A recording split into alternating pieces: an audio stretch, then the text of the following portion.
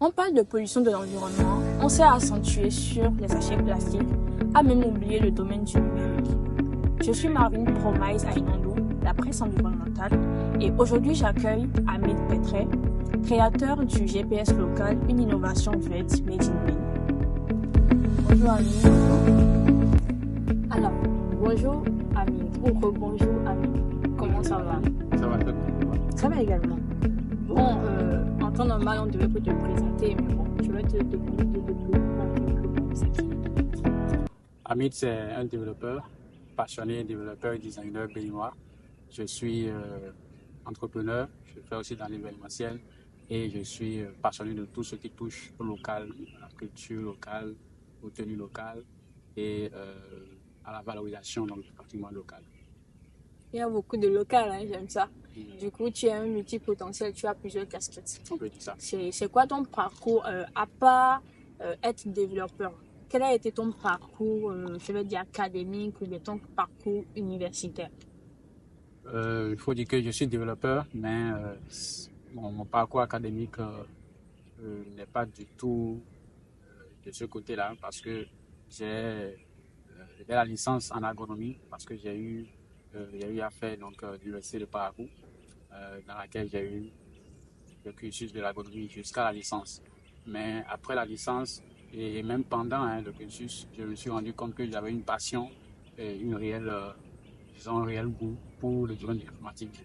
Et je concevais déjà quelques logiciels quand j'étais encore sur les bancs de l'agronomie.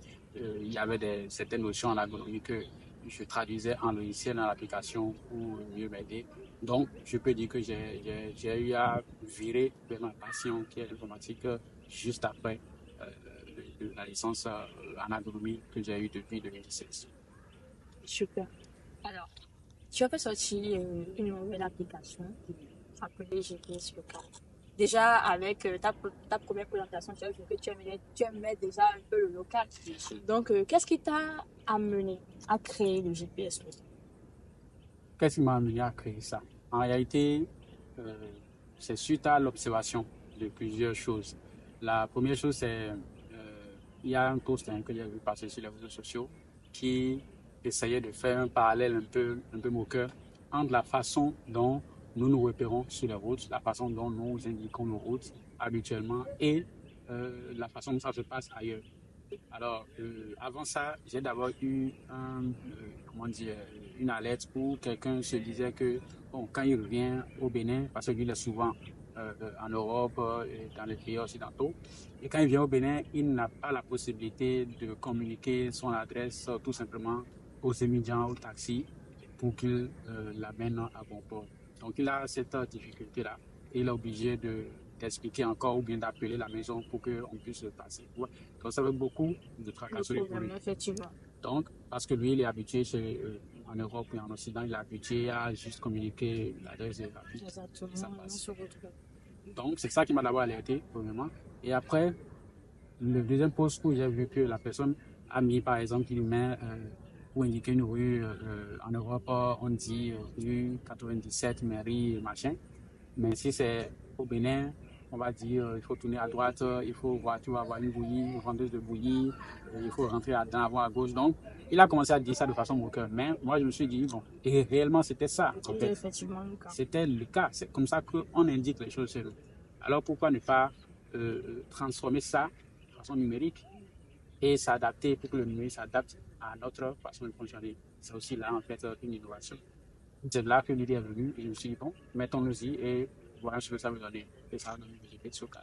Super. Comme on le dit, en fait, les entrepreneurs, ils sont des personnes qui trouvent des solutions à des problèmes donnés. Même s'il en existe déjà, on ajoute une touche quand même atypique. J'ai quand même vu que le GPS local a une identité verte. Bon, le vert, c'est une couleur, mais chez les entrepreneurs, c'est quelque chose. Et chez les structures, c'est autre chose. Mais pourquoi tu as pris la couleur verte pour le GPS local?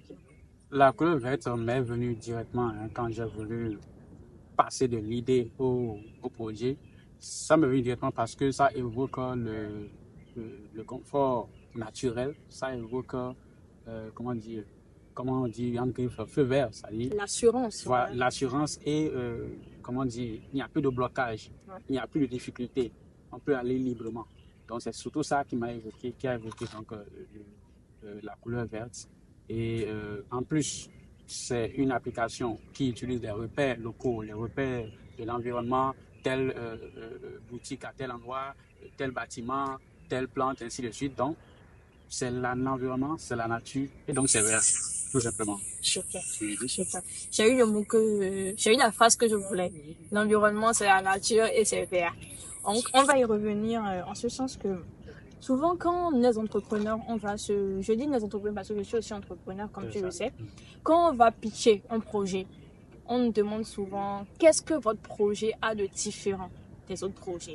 Il y a Google Maps qui existe déjà et c'est quand même un géant du domaine. Ça. Donc là, tu es carrément un concurrent à Google Maps. Qu'est-ce que le GPS local a de différent que Google Maps? Bon, tu sais, je ne dirais pas que je suis un concurrent au géant Google, mais je me positionne plus en tant qu'un complément, d'accord? Un complément, je vais dire, intéresser une frange de la population qui n'est pas habituée donc à ce moyen, à ce mode de géolocalisation avec les rues. Vous voyez, en fait, chez nous, ou bien bon, dans pas des cas, on ne connaît pas rue 6600, on ne connaît pas trop. On ne connaît pas boulevard 3200, vous voyez. On connaît l'avant de tel. On connaît la route de Topa. Chez Diallo. On connaît chez Diallo, voilà. On connaît bon, le seul boulevard qu'on connaît ici, c'est le boulevard de la Marina. Mais ça encore, on appelle ça la route des pêches, vous voyez. Donc il y a des noms, il y a de la nomination qu'il faut pouvoir utiliser pour faciliter d'accord, la compréhension des populations par rapport à la géolocalisation. Et c'est ce que le géolocal propose, en utilisant des repères locaux, en disant, au lieu de dire prendre rue 6600, après 500 mètres, tourner à gauche et tout ça, GPS local dit plutôt, c'est l'avant, deuxième vont après le marché Gary. Ou bien, juste après le marchand de vêtements, c'est la deuxième vont, ou bien c'est la première vont qui suit. Ensuite, c'est la maison à gauche. Ouais. Donc, c'est des choses c'est une opération qui prend en compte réellement les repères locaux. Et cette manière de fonctionner n'est pas vraiment celle que les applications actuelles, bien les applications standards de géolocalisation utilisent.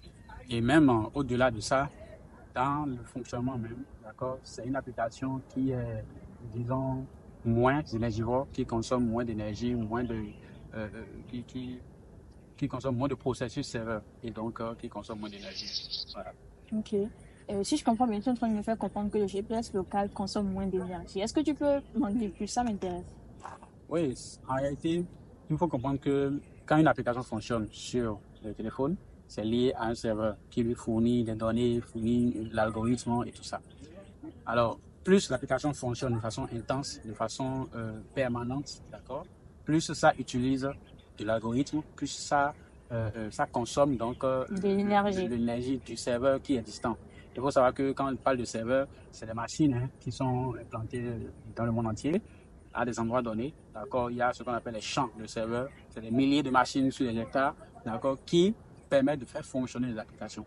Donc, plus l'application fonctionne de façon permanente, plus ça prend de l'énergie, ça fait fonctionner. Donc, quand on prend le GPS local, là où ça se différencie clairement de Google Maps, par exemple, c'est que pour délivrer sa fonctionnalité, il ne reste pas actif pendant tout le long du trajet. Pourquoi? Parce que quand je prends un exemple, quelqu'un qui quitte Akpakpa, d'accord, le quartier Akpakpa, qui vient à Calavi, d'accord, peut-être à la pharmacie du campus, ou bien une pharmacie qui est devant le campus, Google Maps va le suivre depuis Akpakpa jusqu'à Calavi. Et c'est peut-être, disons, 45 minutes, 1 heure de trajet. Donc, Google Maps va être en activité pendant tout ce trajet-là, vous voyez. Et à pendant le trajet, il doit dire, bon, tournez à gauche, tournez à droite, continuez de 100 mètres. Donc, il doit suivre, exactement, il doit suivre, disons, la progression, ou bien le chemin emprunté par l'utilisateur pour l'indiquer la voie et tout. Mais à l'inverse, GPS local ne fait pas cela. GPS local va juste, quand l'utilisateur va demander comment faire pour aller à la pharmacie du campus, GPS local va faire peut-être quelques secondes de recherche pour savoir, ok, à la pharmacie du campus, il y a le campus qui est à côté et c'est disons peut-être la deuxième rue après la pharmacie du campus. C'est tout ce que GPS Local a besoin de faire. Et il lui dit, ok, tu vois la pharmacie du campus, non, c'est deuxième rue après le campus de l'Université d'Abomey-Calavi. Et c'est tout. Donc l'utilisateur, lui, il connaît le campus. Donc il n'a pas besoin d'être guidé tout le long de la voie. Il connaît le campus, donc il sait qu'il doit passer là où il doit passer pour venir. Et dès qu'il vient au niveau du campus, il sait qu'il doit compter devant, d'accord, à gauche pour aller à destination. Voilà la différence claire. Et pendant comment on appelle, cette fonctionnalité-là, c'est 1 heure d'intenses travaux du serveur qui sont sauvegardés. Vous voyez, et c'est là que GPS Local vient en tant qu'une solution qui sauvegarde l'environnement parce que plus le serveur est utilisé, plus ça consomme d'énergie. Et les énergies, bon, c'est l'énergie fossile, gaz à effet de serre, tout ce qu'il y a autour. Et voilà un peu comment vraiment le GPS Local permet de sauvegarder la planète, l'environnement. Voilà, donc vous avez vu qu'en montrant la différence entre le GPS local et Google Maps, jusqu'à je veux dire GPS Maps, vous avez vu qu'il y a le volet environnement qui est sorti. Si je comprends bien, utilisation d'énergie égale à dégradation de l'environnement. Mais GPS local réduit l'utilisation de l'énergie. Donc, tu es en train de me faire comprendre que le GPS local, à travers son utilisation, a mis en place en fait une solution éco-responsable. C'est bien ça, parce que quand l'utilisateur l'utilise, désolé pour la répétition, mais quand l'utilisateur est sur le GPS local, il n'a que quelques secondes pour être indiqué de façon fiable. C'est ça, et il peut quitter maintenant l'application. Contrairement au Google Maps où vraiment on dit arriver à 200 mètres, tourner à gauche, tourner à droite, ou même ton téléphone est déchargé, en fin de compte, tu vois vraiment qu'il y a une différence et vraiment un apport considérable et une différence entre le GPS local et Google Maps. Au début de l'interview, je disais tantôt que nous sommes plus focalisés sur les sachets plastiques. On a presque oublié le géant même, le fléau invisible qui est le domaine du numérique. Donc là, tu nous fais comprendre réellement que une application qui fonctionne égale à un serveur qui est utilisé. Un serveur utilisé égale à des énergies qui sont divulguées dans l'environnement et qui polluent en fait l'environnement. Moi, j'aimerais te demander, pour nos auditeurs, quel lien tu vas faire entre la technologie numérique et la pollution de l'environnement si on doit quitter à peu près le cadre. Est-ce que tu as des chiffres à nous dire? Bon, je n'ai pas les chiffres précis, mais étant du domaine, je sais comment est-ce que ça fonctionne et je sais l'impact que ça peut avoir. Parce que, comme je viens de le démontrer tout à l'heure, une application qui fonctionne à plein temps, qui fonctionne de façon permanente, c'est un serveur qui est utilisé. Surtout les applications qui sont dans le sens du flux. Quand on parle de flux, c'est par exemple le streaming. D'accord? Quand vous regardez Netflix, quand vous suivez un film sur Netflix, c'est que vous êtes en train de communiquer directement avec un serveur. Donc pendant 1h30 de film, c'est qu'il y a un serveur qui est en activité quelque part et qui est en train de consommer de l'énergie. Comment il tire, comment ce serveur-là reçoit cette énergie? C'est là qu'on va commencer à voir les sources d'énergie fossiles, qui est la plupart des sources d'énergie qui existent. Énergie renouvelable, bon, il y en a peu. Mais voilà, quand on parle d'énergie fossile, c'est qu'il y a pollution, qu'il y a émission de gaz à effet de serre. Et voilà, c'est tout ça qui a vraiment... Alors, quand tu parlais, tu as dit que quand on visualise une vidéo sur YouTube ou Netflix, c'est que ça consomme, que tu n'avais pas de chiffres. Moi, je vais un peu renchérir tout ce que je disais avec des chiffres et tout ça. Selon le studio France Média Monde, quand on regarde une vidéo sur YouTube, ça produit 1% des gaz à effet de serre dans le monde. 1% des gaz à effet de serre. Et selon encore Studio France Média Monde, la pollution numérique, en fait, a créé 4% de gaz à effet de serre. Et d'ici 2025, nous sommes en 2025, ça a été prévu, en fait, que les 4% vont doubler. Wow. On n'imagine pas en 2030. On n'imagine pas en 2030. Donc, à chaque fois qu'on envoie un mail, qu'on cherche une vidéo sur Internet, qu'on check des trucs sur TikTok, ça consomme énormément d'énergie et ça pollue énormément l'environnement. Ce qui fait que il a été encore précisé que si Internet était un pays, ce serait le 3e pays le plus consommateur d'énergie après la Chine et les États-Unis. Parce que ça va faire en fait 4% qui va entraîner 5000% de gaz à effet de serre d'ici 15 ans. Donc, en vrai, c'est un fléau invisible.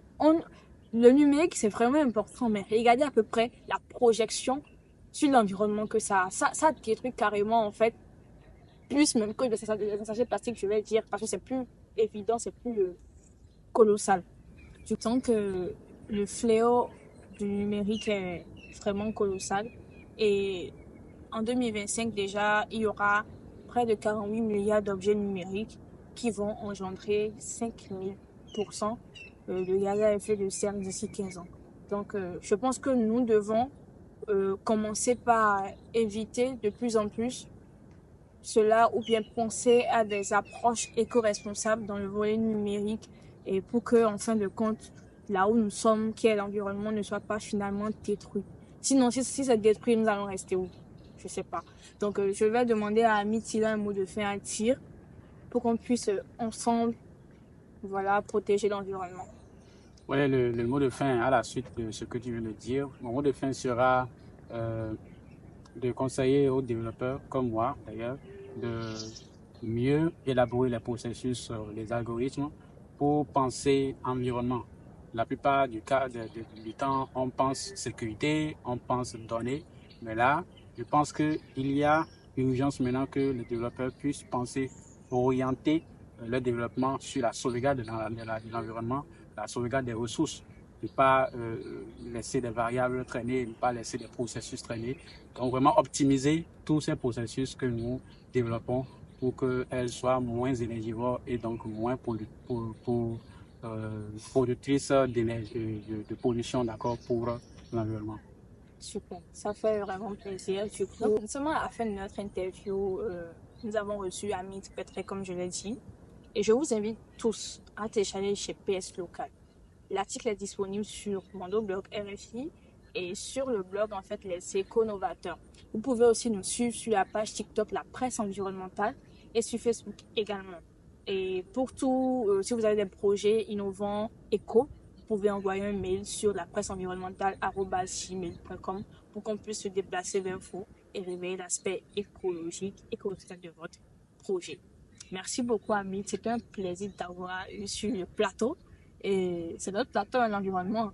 Donc, vraiment, merci beaucoup. Et je te souhaite beaucoup, beaucoup de succès dans ce nouveau projet qui est quand même un projet révélateur. Parce que tout ce qui est environnement en 2025 a sa place dans le futur. C'est très important. Merci, Marine. Merci, Amit.